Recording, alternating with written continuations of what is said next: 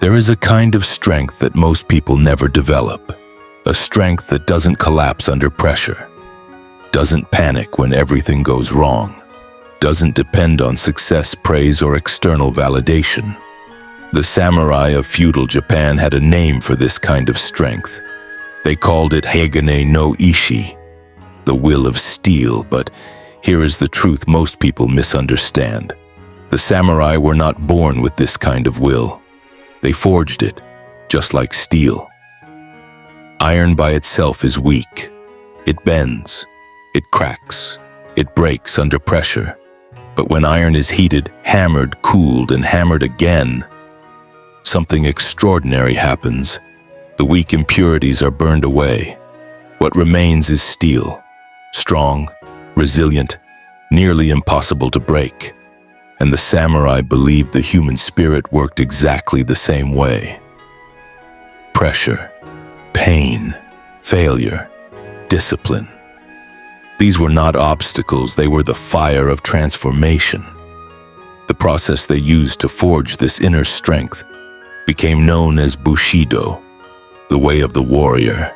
And today you're going to see exactly how this process works. Not through ancient legends, but through the story of a modern man whose life collapsed completely before he discovered it. Chapter 1.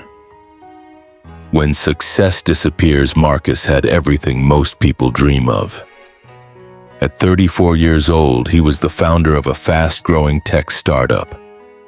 5 years earlier, he had started the company in a tiny apartment with nothing but an idea, a laptop, and an insane work ethic. And for a while, everything worked. The company grew, investors came in, the team expanded, the media started calling him one of the most promising founders in the industry. Marcus was living what people like to call the American dream. But dreams built only on success have a dangerous weakness. They collapse the moment success disappears.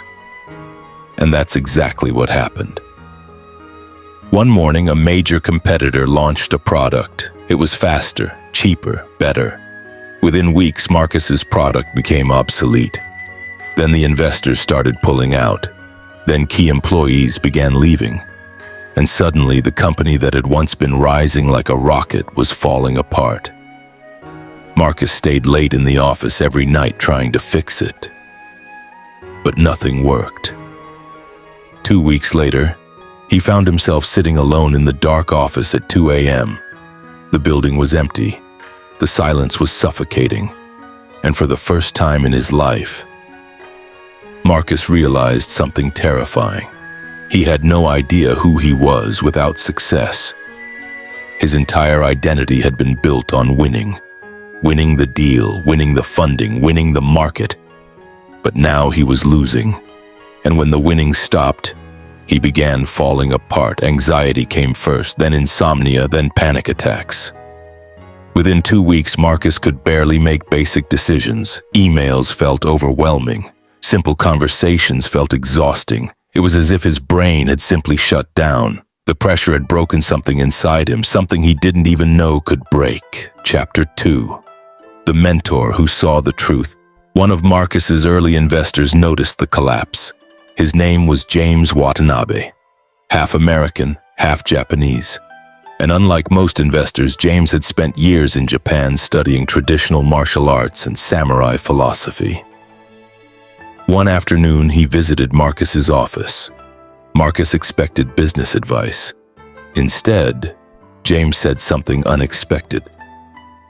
"You don't have a business problem," Marcus frowned.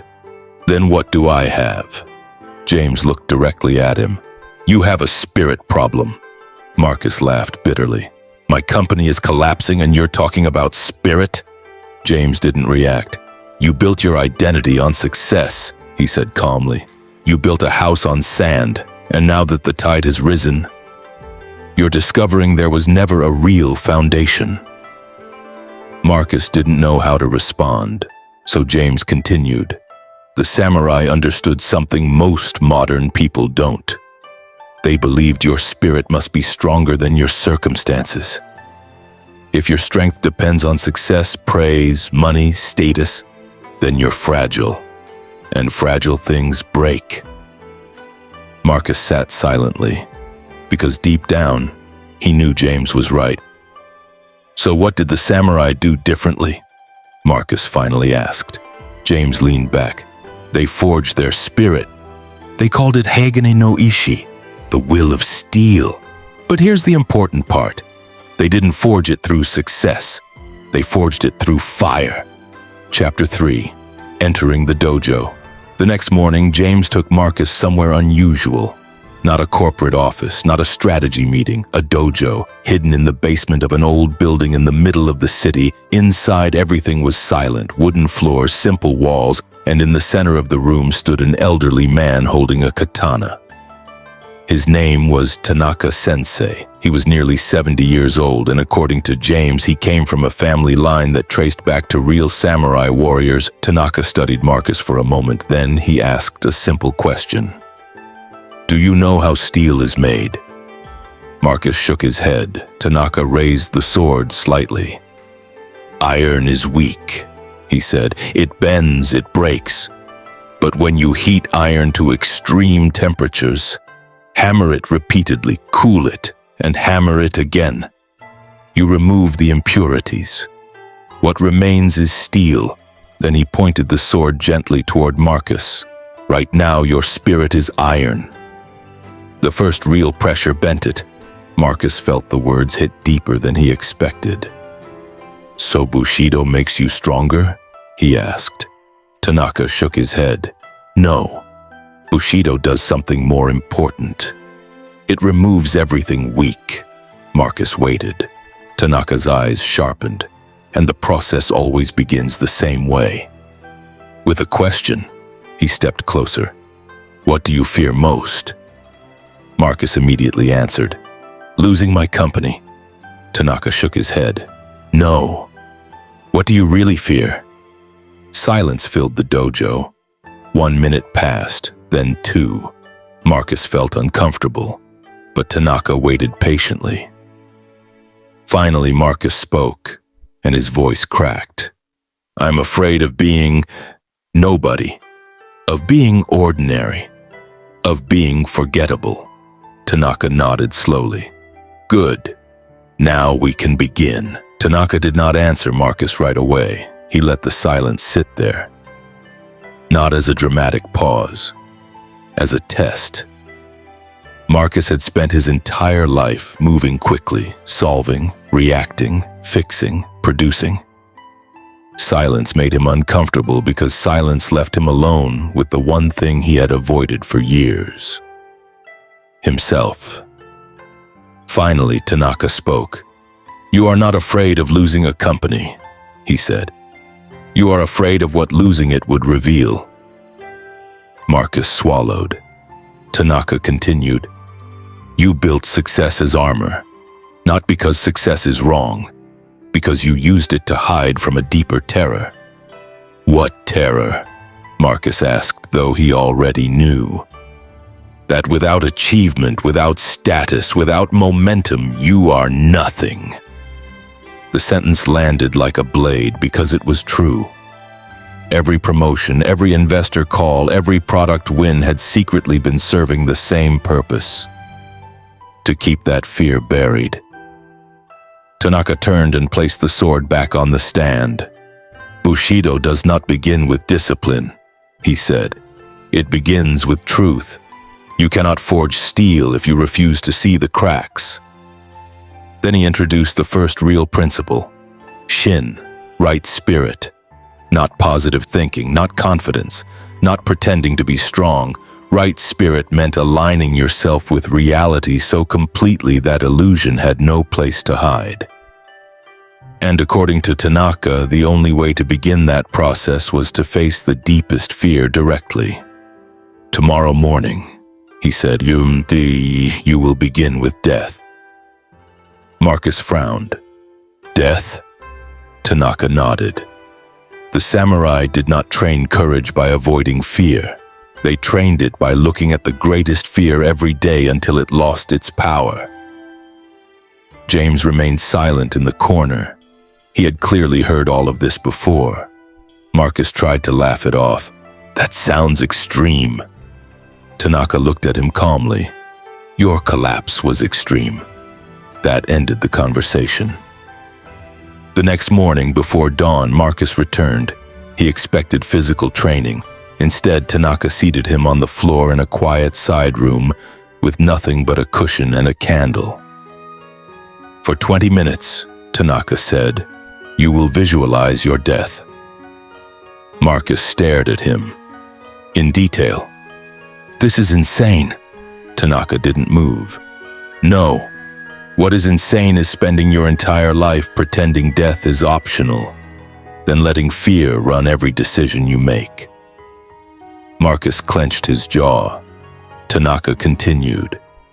You will imagine your body failing, your business gone, your reputation fading, the world continuing without you, the emails unanswered, the meetings forgotten, the company replaced, the people adapting. He paused.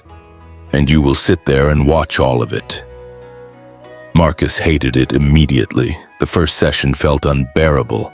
His mind fought the exercise at every level. This is unhealthy.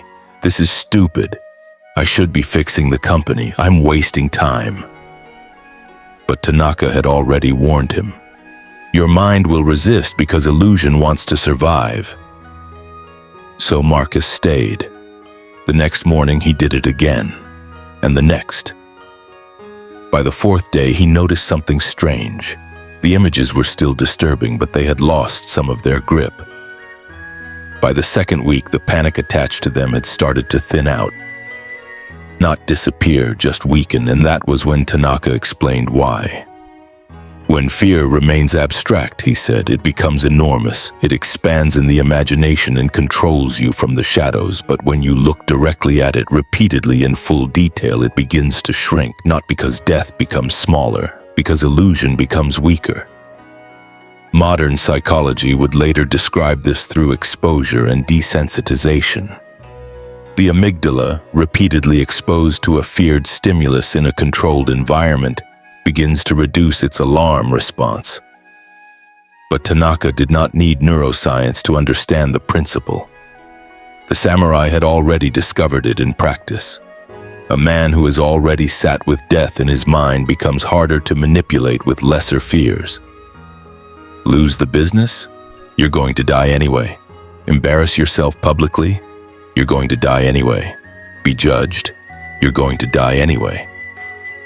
Compared to the finality of death, most modern fears begin to reveal how small they really are. And once Marcus started seeing that, something else surfaced. His fear of failure had never really been about failure. It had been about humiliation, being seen as weak, as ordinary, as forgettable. Tanaka saw that too, so he moved Marcus to the second level of forging. Now, he said, we burn away the ego. Marcus expected some kind of moral lesson. Instead, Tanaka gave him an assignment so absurd it made him angry. This week, he said, you will embarrass yourself on purpose. Marcus stared at him. Tanaka remained expressionless. You are addicted to appearing competent, controlled, impressive, so we will train freedom from approval. Week 1. Marcus had to wear a ridiculous combination of clothes in public.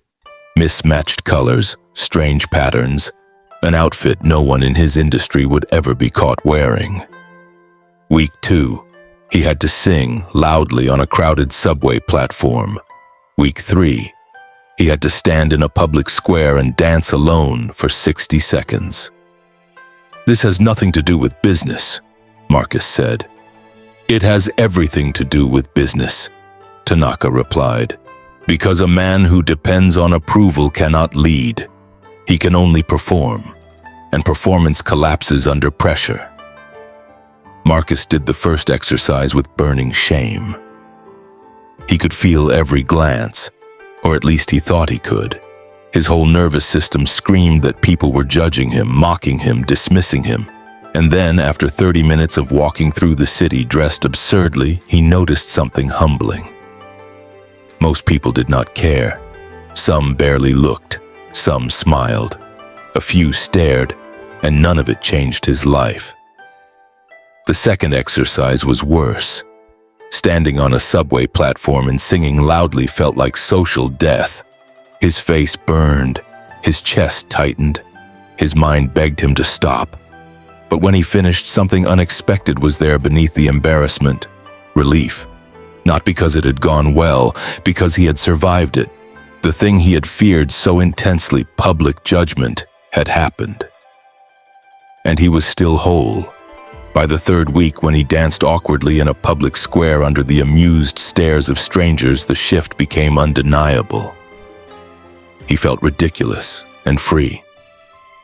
That was the moment Tanaka wanted, because freedom does not come from being admired. It comes from no longer needing admiration to remain intact. The samurai understood this deeply. A warrior who requires external validation can be controlled by the threat of losing it. Approval becomes a leash, but a spirit of steel is not leashed. Tanaka gave this lesson a word Marcus would never forget: mujo, impermanence. Everything external changes, praise changes, status changes, public opinion changes, success changes, failure changes. If your identity depends on any of those things, you will remain fragile forever. Only the spirit you forge remains. By the end of that third week, Marcus was still afraid, still embarrassed, still uncomfortable. But something had changed inside the structure of his mind. He was beginning to understand that courage was not the absence of fear. It was action in the presence of fear. And the forging process was far from over, because Tanaka had not yet introduced the hardest principle of all, the one that would force Marcus to choose between emotional comfort and integrity, the one that would prove whether he was still iron or whether steel had begun to form. By the time Marcus finished the third week of Tanaka's strange training, something inside him had already begun to shift. Not dramatically, not like a movie transformation, but quietly, subtly. The panic that once controlled his decisions had begun to lose its grip. He still felt fear. He still felt uncertainty, but fear no longer dictated his actions automatically. Tanaka noticed the change immediately, but he also knew something Marcus did not yet understand. The real test of steel does not come from strange exercises. It comes from difficult decisions. One evening after practice, Tanaka placed the katana back onto the wooden rack and turned toward Marcus. "There is still one weakness left," he said. Marcus frowned. "What weakness?" Tanaka looked directly at him. "You already know." Marcus did. For weeks he had been avoiding a conversation, the most difficult conversation of his life. His co-founder, his best friend, the man who had helped him build the company from nothing. Over the last year, Marcus had watched his friend slowly lose motivation. He missed deadlines, avoided responsibility, left the team frustrated and confused. Marcus had tried to ignore it. He told himself it would improve. He told himself loyalty mattered more than performance. But deep down, he knew the truth. Keeping him in the company was destroying everything. Tanaka could see the conflict written all over Marcus's face. "This," Tanaka said calmly, "is the third principle of Bushido. G. Righteousness. Doing the right thing, especially when it costs you something." Marcus sat in silence. "You are choosing comfort over integrity," Tanaka continued. "And every time you do that, you weaken your spirit." Marcus shook his head. "He's my best friend." Tanaka nodded. "That is why the decision is difficult." He picked up the katana again. "Do you know the difference between iron and steel?" Marcus repeated what he had learned weeks earlier. "Iron bends." "And steel?" Tanaka asked. "Steel holds its shape." Tanaka nodded. "An iron spirit does the right thing when it is convenient. A steel spirit does the right thing when it is painful." Marcus stared at the floor. Tanaka stepped closer. Steel does not negotiate with fear.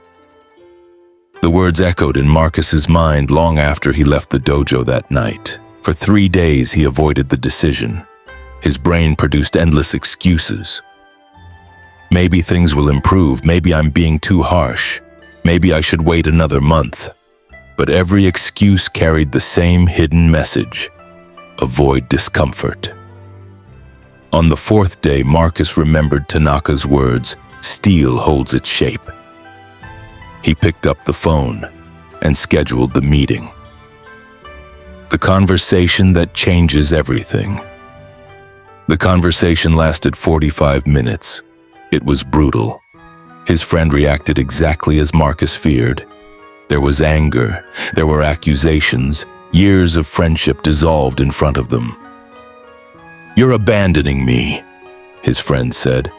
Marcus felt every word like a punch, but he didn't retreat. He spoke calmly. He explained the truth. The company needed leadership, the team needed accountability, and he could not continue pretending everything was fine. When the meeting ended, Marcus felt destroyed. He walked out of the office feeling like he had just shattered a 12-year friendship. For a moment, he even wondered if Tanaka had been wrong. That night, he returned to the dojo. Tanaka watched him enter. He saw the exhaustion, the emotional damage, and he simply nodded. "You did it," he said. Marcus dropped into a chair. "I feel terrible." Tanaka smiled slightly. "Good." Marcus looked up in confusion. Tanaka explained, "If you felt nothing, you would be heartless. But you felt everything, and still acted correctly. That is steel." Marcus sat there silently. Tanaka continued, "Courage is not the absence of fear. Courage is action despite fear. And integrity is not doing the right thing when it is easy. It is doing the right thing when it hurts." That night, Marcus realized something important. Strength was not about being fearless. Strength was about not letting fear control your decisions. But Tanaka wasn't finished, because heroic decisions alone do not create a spirit of steel. Daily discipline does. The secret the samurai understood. The 4th principle of Bushido was something Marcus had completely underestimated. Rei, discipline through ritual. Tanaka explained it in a way Marcus would never forget. "Motivation is unreliable," he said. "Form is permanent." The samurai never relied on feeling motivated. They relied on structure.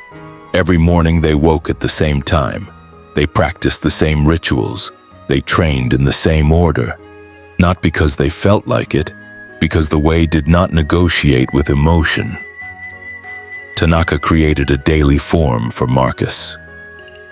4:30 a.m. Wake up. No snooze, no debate. 15 minutes of death visualization. 100 wooden sword cuts. 3 minutes of cold water. Then breakfast prepared slowly and intentionally. Only after completing the form did work begin. "You will follow this for 100 days, Tanaka said. "No exceptions." Marcus tried to negotiate. "What about travel?" "No exceptions." "What if I'm sick?" "No exceptions." "What if—" Tanaka interrupted. "Do you want iron or steel?" Marcus understood the message. The next morning, the alarm rang at 4:30. His brain instantly began negotiating. "You slept 5 hours. You deserve rest. 1 day won't matter." But Marcus remembered the sword. Steel holds its shape. He stood up. The first week felt like war. The cold water was torture. The sword cuts felt endless. His mind complained constantly, but he continued. Day after day, week after week, something slowly changed. On day 7, he woke up before the alarm. On day 14, the routine felt smoother. On day 21, the internal debate disappeared. He simply woke up and moved. Discipline had become automatic, and with it came something Marcus had never experienced before. Clarity. Not emotional highs, not excitement, just calm, steady momentum. The samurai had understood something centuries before modern psychology confirmed it. Discipline is not a limited resource, it is a muscle. The more you use it, the stronger it becomes. But the real test came later. On day 32, Marcus caught the flu, high fever, complete exhaustion. For the first time, he physically could not complete the full routine. His mind immediately offered relief. "You're sick, skip today." But he remembered Tanaka's rule. Practice never stops, so he adapted. 10 sword cuts instead of 100. Cold water on the face instead of a full shower. 3 minutes of meditation instead of 15. The form changed, but it never disappeared because the danger was not adapting. The danger was stopping, and stopping teaches the brain that quitting is acceptable. The samurai understood a simple truth. 1 is always greater than 0. Even the smallest action maintains identity. The moment everything collapses. 100 days later, Marcus returned to the dojo. No ceremony, no dramatic moment, just another morning. But Tanaka asked him a final question. "What have you learned?" Marcus thought carefully. "Willpower isn't about suppressing emotion," he said. "It's about acting correctly regardless of how you feel." Tanaka nodded slowly. "Close." He lifted the katana again. "A swordsmith does not add strength to steel," he said. "He removes weakness." He looked directly at Marcus. "These 100 days did not make you stronger. They removed what was weak. Fear of death, need for approval, avoidance of discomfort. Every cycle of pressure had burned away another impurity." Marcus understood. Bushido was not about becoming more. It was about becoming less weak. 6 months later, Marcus's company failed completely. The funding never arrived. The team disbanded. The doors closed, and for the first time in his life, Marcus did not collapse. He wasn't happy, but he was intact, because the business had never been the steel. It had only been the sword, and swords can break. Steel does not. 3 weeks later, Marcus started another company. No panic, no desperation, just calm action. People around him noticed the difference. "How are you so calm after losing everything?" they asked. Marcus gave a simple answer. "I was forged." Because the truth about Hagane no Ishi, the will of steel, is this. You don't become unbreakable overnight. You become unbreakable by breaking 1,000 times and standing up every time. The samurai knew something the modern world often forgets. In a chaotic world where failure is inevitable, the only thing you can truly control is the strength of your spirit. And when that spirit becomes steel, nothing outside of you can destroy it.